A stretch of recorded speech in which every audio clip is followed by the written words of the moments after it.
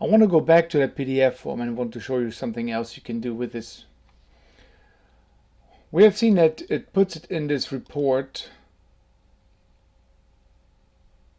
and it looks like this. Inventory items, put the test customer in there, and then the number of the customer and their inquiry number. We went through that and we saw, okay, attachments not available, and sometimes we saw something is downloadable.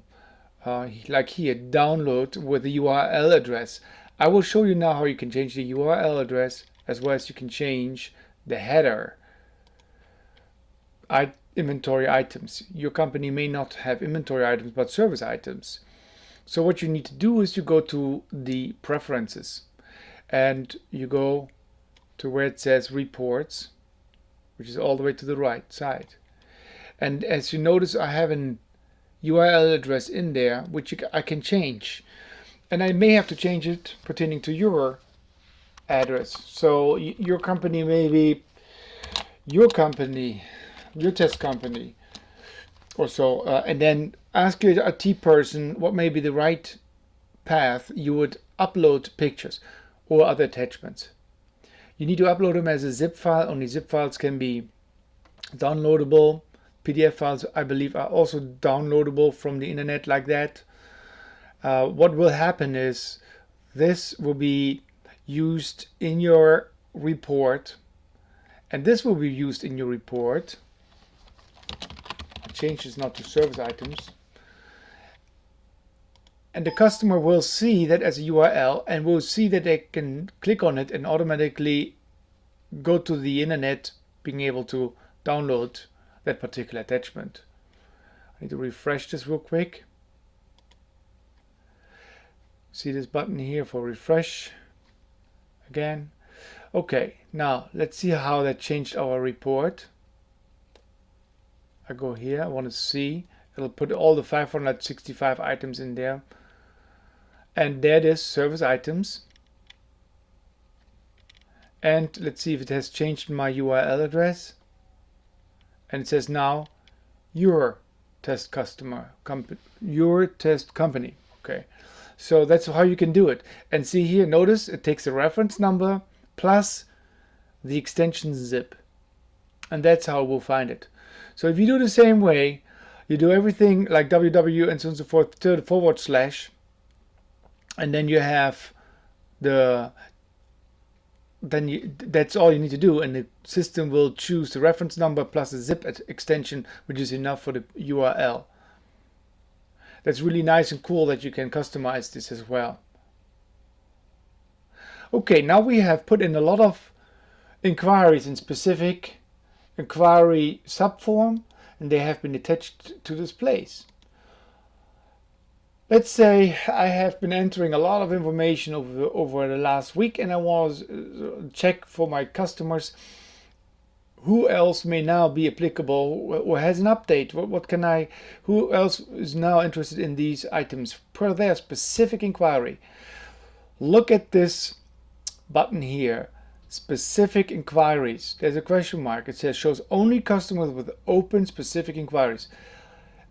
So if I had 1,000 customers but only 3 had inquired anything at all, then only 3 would pop up. In this case, I have 3 only interested, but I have 4 customers. So 1 customer didn't really inquire anything at all yet, and that was customer 3. So it only target those who put an inquiry in there. I can go here now, and it opens up my customer 1 and says, okay, I have actually 2 here, which says also here the number 2 indicates how many inquiries I have. The same number 2 here as well. So I see here nothing new for this customer after I've been putting so much information. Nothing came in for this particular inquiry. Let's look at the next. Nothing in here. He's got all the newest updates, and obviously nothing will come here because it says here new. There was no other inquiry. Let's go to the next one. Number 2 opens up, goes to my first inquiry. It has 2 inquiries in total. This inquiry is called number 4. Nothing in here. I can just go to the next. Oh, there I have some more information. That's awesome. I want to send him this. All I have to do now, copy, paste, send. I'm sorry, copy, send, and then paste, obviously. And default email program, paste it in here and send it off, or modify. Have a last look. Service items, cool, everything in there. That's what I wanted. And now it's going off, and it will be disappearing from here. And these two numbers are going to appear in my items answered. There it is, disappeared, and items entered has been increased by these two additional entries. And that's how I can do this really quick. I don't have to worry about this matching up anymore. I'll just scroll through one after the other. And now go to the next one. And this is how you can do hundreds of those customers with maybe hundreds of these inquiries. And go and scroll them through. In this case, there was nothing put in here, so everything will pop up. Also, very cool is this. Get an overview of what they have been inquiring about. This or this. Go directly to this. Inquiry number 6, nothing there.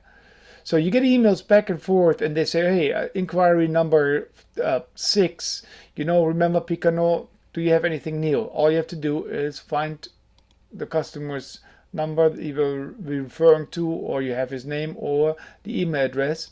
You copy and paste it in one of these 3 options you have. You'll find it here, or you find it here. Now, items answered. These guys see what's been all answered. So let's go to items answered here. We have a couple of customers who have sent us some information. Customer 4, I'm sorry, not sent us, inquiring information. Number 4 has inquired and been receiving this information.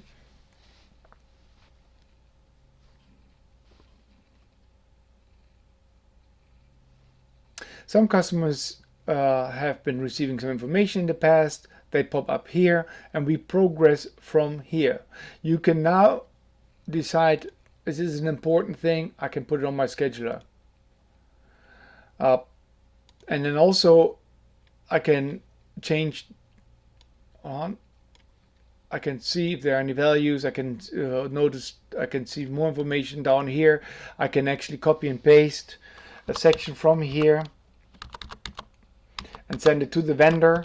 This list is my vendor list. This guy offered this. This guy offered that. Happened to be the same guy though now in this case. I can do copy, and I can click this button, and it sends automatically an email to this guy and says, and now I can paste it in here with Control V. This is another thing on your keyboard, Control V, and it will paste it in that section. And there it is as a spreadsheet, and then you can send it out.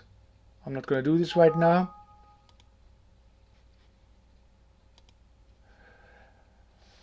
But sometimes also there are some actions pertaining to this.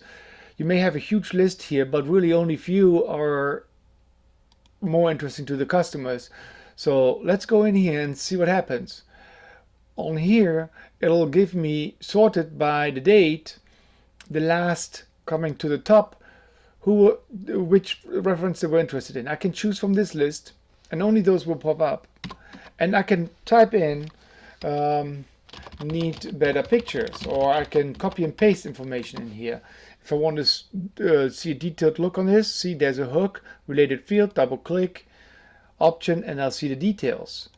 I can change this information and say, and better price, for example, and then I can accept this.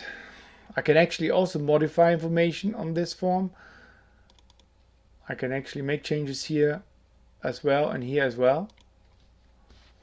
And now I can highlight this section, maybe including the vendor reference number, so it's quicker for the vendor to find. And I copy it, and then I click this button for my vendor email and send them the information. I do click Control V, and it pastes it in here. Don't do it right now. I can also send him an email and put the spreadsheet in there if the vendor has responded and put in V. Right now I didn't put anything in there, so nothing will pop up, but it will be here where I can enter my data by double click. Here you can actually see the details, or you can retype this and say counter proposal not accepted, and then they get the information. This is how you can follow up on these things. You can also put a date when you want to follow up. Let's say you want to follow up in February 2nd, and you can put it on your scheduler. So next time when you look at your scheduler, it will show that you are supposed to follow up February the 2nd. I have to update the schedule to do this, to show this. You notice now all sales related has a blue background, and action items are here. We just put in this one or this one, and not possible. See, there it is. In another tutorial I have been explaining about the scheduler. Look at that, and you can double click and make your modifications, take it off the schedule if you like to, and get back out. So it'll keep you a little bit in check. Need to go back to the sales. We have to close the sales form, otherwise it's getting too complex. You notice that sometimes it's a little bit slow, since this is a very flexible and has and very sophisticated program. We need to keep it as lean as possible when it is operating, so that's why we close down things in the background.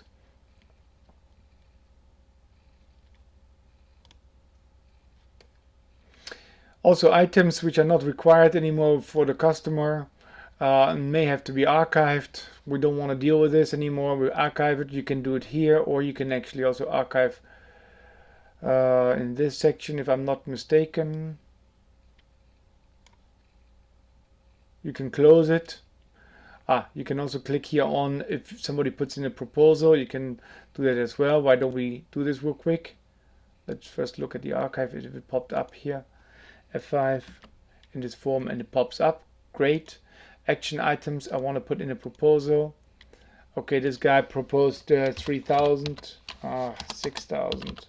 Okay, US dollar, just for the heck of it. And now let's put it on my proposals, or pending, or both. I can also close this deal, but let's see if I put in proposal, it will show it easy here in this list later on, but it also, you can go to proposals, and if I'm not mistaken, that's it, and it will pop up everybody who has made a proposal. Here's another one who had a proposal here.